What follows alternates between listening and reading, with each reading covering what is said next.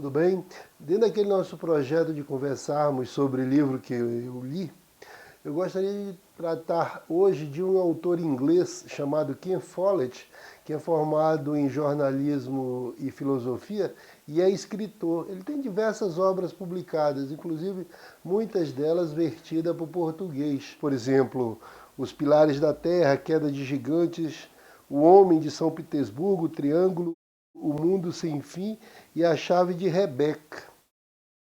Hoje nós vamos tratar especificamente dos Pilares da Terra, publicado pela editora Rocco, com 2 C, né? Não sei se ele tem um problema de garganta. É um livro que trata de uma figura emblemática, que é o prior Philip. Esse prior, ele chega num mosteiro em decadência e vai acabar por construir uma catedral imensa.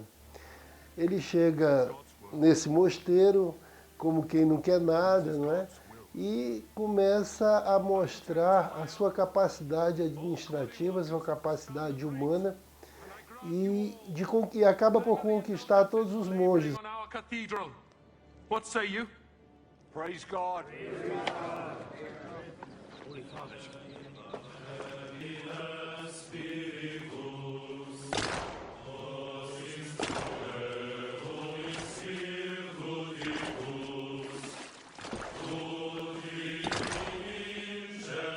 O prior Filipe tem vários inimigos dentro da igreja e fora dela, especialmente fora da igreja, um senhor da Idade Média e ele muito poderoso, sua esposa também muito poderosa e seu filho, não é, também muito poderoso. Mas a história toda começa basicamente quando uma família em fuga que não arranja trabalho e morrendo à fome, resolve abandonar para que morra de fome, porque eles não aguentavam ver a criança chorando de fome, eles abandonam um pequeno filho próximo ao mosteiro.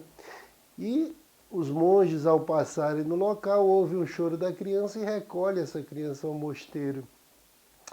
Eu até me emociono um pouco com isso. Então eles recolhem essa criança e criam-na no mosteiro, não é? E o prior Filipe depois assume o mosteiro, assume a administração do mosteiro e resolve edificar, construir uma grande catedral na cidade de Kingsbridge.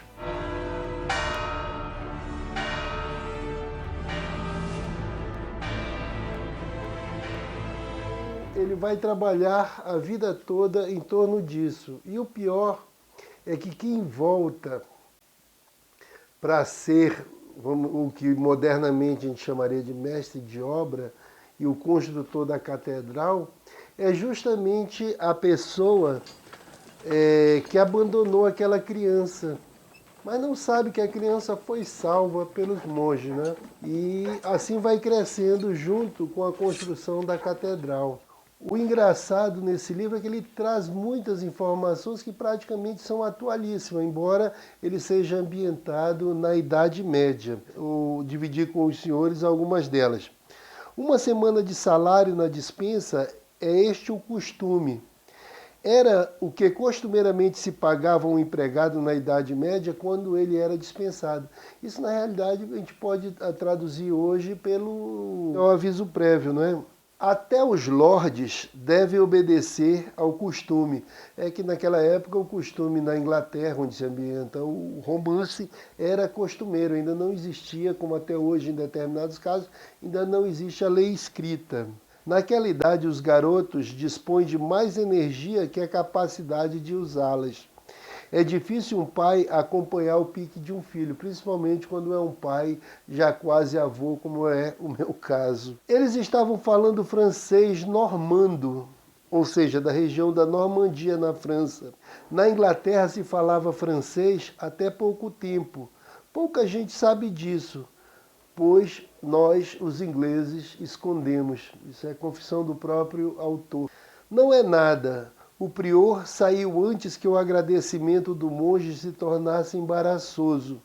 Era apenas uma pedra quente. O prior aquilo que eu disse, ele foi cativando os outros membros do monastério, lá do convento, por isso. Ele viu um monge que montava guarda passando frio lá na guarita, vamos chamar assim. Então o que ele fez? Ele esquentou pedras e levou para que aquele monge colocasse as pedras quentes sob os pés para que se aquecesse. Aí ele diz, né? Às vezes nos sentimos embaraçados quando as pessoas nos agradecem, um gesto que praticamos sem que buscássemos agradecimento. E esse é o gesto mais bonito, aquele que a gente faz sem buscar o agradecimento, não é? Essa que é uma passagem interessante do livro e serve para a vida de todos nós. Uma cama confortável. Era embaraçoso o modo como se acostumara tão depressa a ela. Atiçava o fogo e lia à luz de vela, ou se ajoelhava e rezava, ou então ficava sentado rezando, pensando. Essa passagem é muito interessante, como eu disse, porque nós nos acostumamos muito rapidamente com o conforto. E o monge tinha vergonha disso. Ele que dormia num catre, passou a rapidamente se adaptar àquela de plumas e penas. Essa é uma frase muito interessante para todos nós que amamos os livros, né? A sabedoria não aparece automaticamente com a assunção de um cargo monástico. E eu diria mais, ela aparece muito com mais facilidade se você se dedicar aos livros. Só não podemos nos tornar ranzinza e donos da verdade. Todas as frases me marcaram, obviamente, mas essa aqui também é bem interessante. A busca da justiça sempre requer paciência. Não esqueçam disso.